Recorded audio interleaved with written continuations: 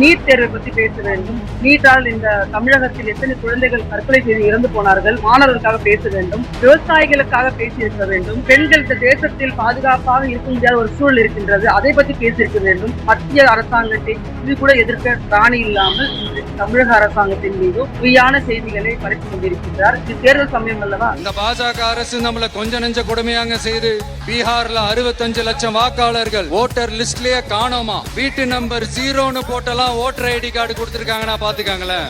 அதனால இந்த மாநில அரசுகள் எல்லாத்தையும் கலைச்சிட்டு எல்லாருக்கும் ஒட்டு மொத்தமா ஒரே நேரத்துல தேர்தல் வைக்கிற ஒரு ஐடியா நம்மள மேலையும் கீழையும் ரொம்ப மோசமா ஆண்டுகிட்டு இருக்கிற பாசிச பாஜக அரசையும் பாய்சன் திமுக அரசையும் கேள்வி கேட்கறதுக்காக வந்திருக்கிறேன்.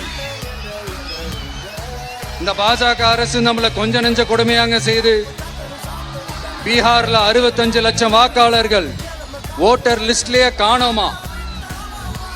இது என்ன பெரிய விஷயம்? இதை தாண்டி இன்னொரு விஷயம் இருக்கு. இந்த எதிர்கட்சிகள்லாம் ரொம்ப சிம்பிளா சொல்ற மாதிரி சொல்லணும்னா ஓட்டு திருட்டு. வீட்டு நம்பர் 0ன்னு போட்டெல்லாம் ஓட்டர் ஐடி கார்டு கொடுத்திருக்காங்கன்னா பாத்துக்காங்களேன். எவ்வளவு பெரிய ஒரு மோசமான வேலைகள்லாம் அவங்க செய்யறாங்கன்னு பாத்துக்கங்க. அடுத்து ஒன் நேஷன் ஒன் எலெக்ஷன், ஒரே நாடு ஒரே தேர்தல் 2029ல இவங்களோட ஆட்சி காலம் முடிய போகுதுன்றது எல்லாருக்குமே தெரிஞ்ச ஒரு விஷயம்தான்.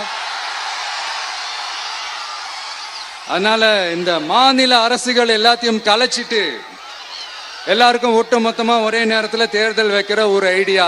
அப்பதானே ஒரே நேரத்துல இந்த தில்லு முள்ளு வேலைகள்லாம் ஈஸியா செய்ய முடியும். இதுக்கு பேர் என்னங்க? ஜனநாயக படுகொலை தானே. அடுத்து டீலிமிட்டேஷன், பார்லிமெண்ட் தொகுதிகள் மறுசீராய்வு. நம்ம சவுத் இந்தியாவை விட நார்த் இந்தியாவுக்கு அதிகமான பார்லிமெண்ட் தொகுதிகள் கிடைக்கிற மாதிரி ஒரு மோசடி வேலை ஒன்று செஞ்சுக்கிட்டு இருக்கிறாங்க. இதைத்தான் டிவிக்கு முதலையே எதிர்த்தோம், இப்பவும் எதிர்க்கிறோம், இனிமேலும் எதிர்ப்போம்.